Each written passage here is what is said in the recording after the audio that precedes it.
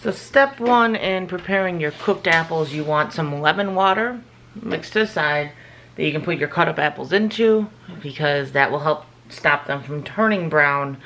Get your apples. I like using, I get one that's not so topsy-turvy.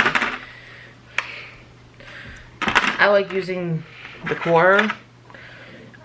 I find this to be easier than some other things. But you're going to,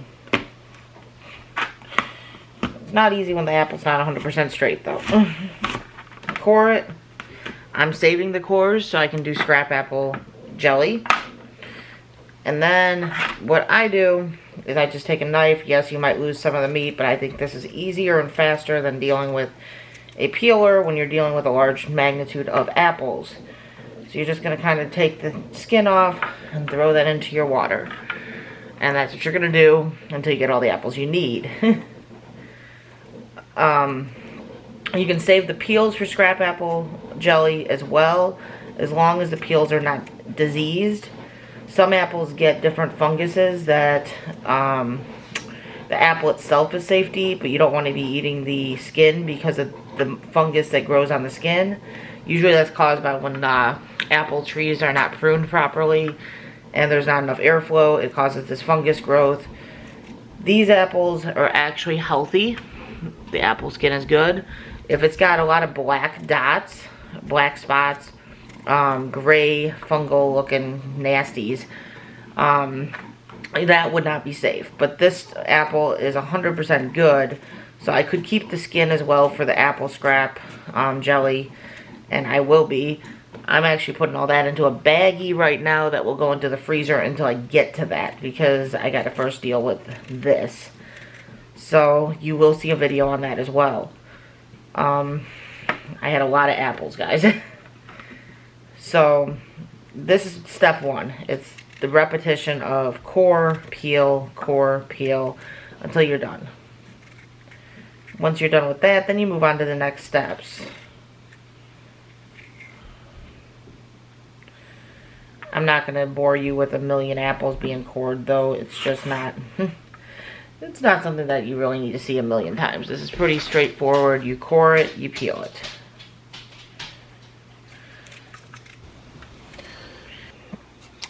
Now this point is kind of not too in-depth either, but you want to heat up your sauce, which is 5 1/4 cup of water, 2 1/4 cup of regular granulated sugar, and I did 1 tablespoon of cinnamon. You can do different sauces. This is the medium syrup. You can also do a light syrup, a heavy syrup, and one that has honey instead of sugar.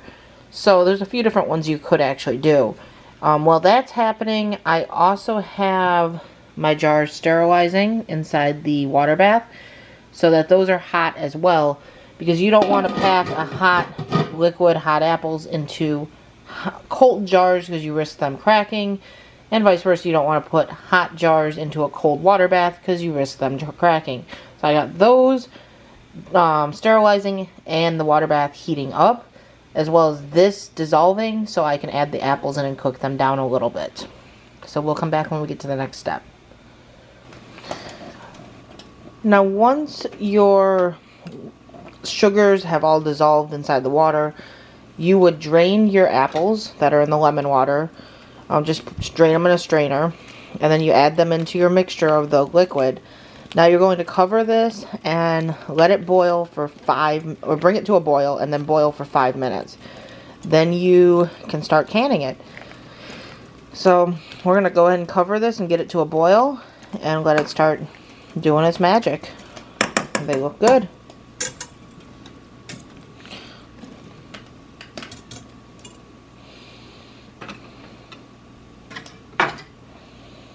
Get your jars ready, which have been heating up. So you're going to get them out of the jar with the grabber and put them on a towel or blanket or something on the counter. I'm going to get all those out before I do anything. Make sure you're setting them onto something though, because you don't want to put them on a cold counter, because again, you will crack them.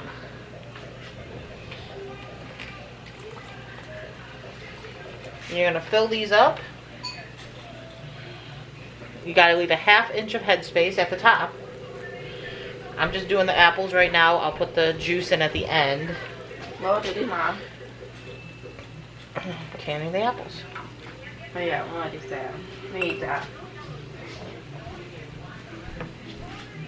These smell amazing, look amazing, and you want to still go fast because you just don't want these jars to cool down on you or whatever, because you are putting a hot liquid in. You want to keep them hot to eliminate the risk of cracking.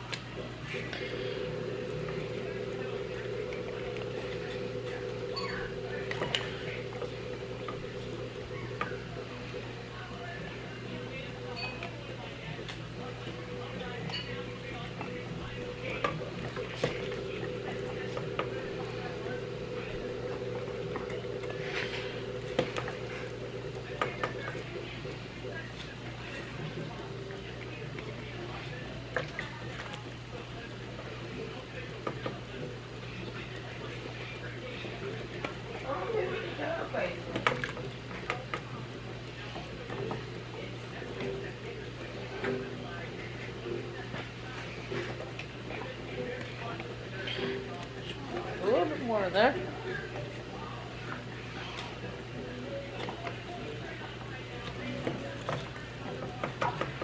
Our lids are in another pot boiling away. So those are sterilizing right now. So now we're gonna get some liquid.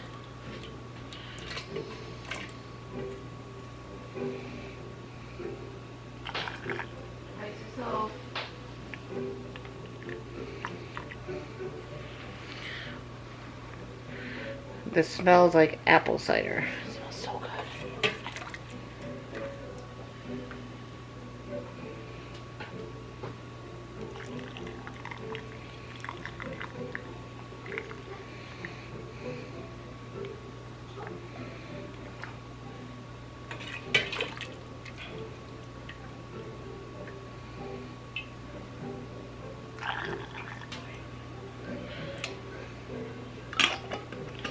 And you just put these fingertip tight, so they don't have to be excessively tight. Just tight enough so that it holds that lid on for the processing.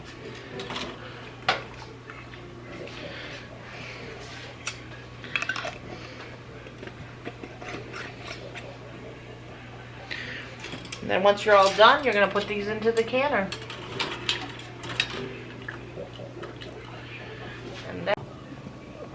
I do want to point out, when you put the jars into the canner, make sure the water is at least 1 inch above the lids and it covers the lids. If not, you can add the water from the pot that had the lids in it boiling, and don't pour it directly onto the containers themselves, pour it around it. So now we're just waiting for this to boil so we can put the lid on it and let it continue processing.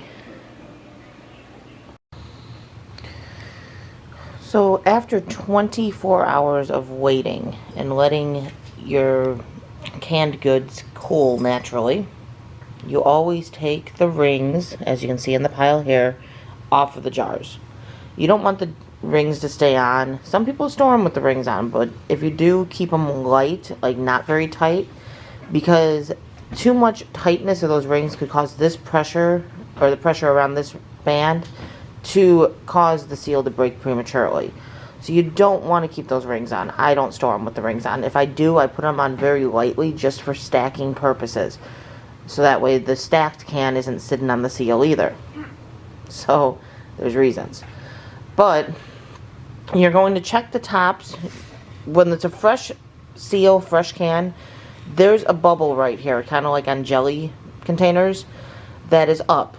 And when you press it, you'll hear the pinging sound. You want to press the center and make sure there's no pinging. Make sure there's no pinging anywhere in the jar lid at all, just to make sure that there's no like broken seal anywhere.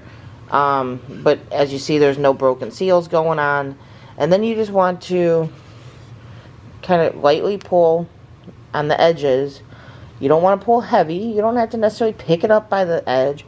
But if there's any broken seal, it's going to just lift off, or you're going to hear some hissing. You're going to know it's broken. So you're going to check that. Once that's said and done, you can now move this to your shelf. Make sure it's a sturdy shelf. I don't like stacking my jars if I don't have to, because I don't want to risk breaking a seal or it falling and breaking. It's a lot of work for it to break. This is a full day of canning, and this is what I got. So it's a lot of work for what you get, but it tastes amazing. So that's how you would check the seal the next day.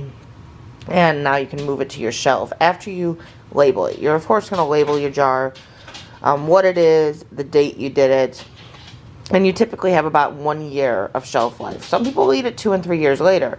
1 year is usually the recommended. So happy canning, guys. Catch you on the next one.